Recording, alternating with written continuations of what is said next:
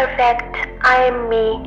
I have made bad decisions and wrong choices, but I am me. I have said the wrong things.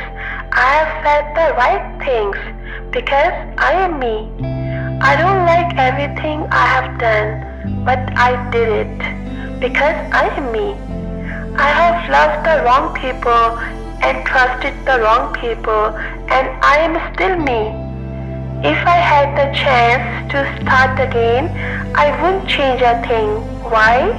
Because I am me. There are a lot of good things about me. You just need to look past the imperfections to see what's right. If you can't do that, then it's your loss. I am the best I can be. I am me.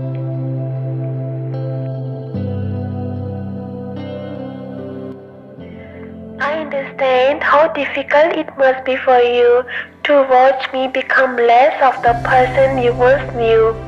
My body is here, but my mind is not. The things we were shared, I may have forgot. This will be our longest goodbye. For the mind of the person you love is slowing and will die.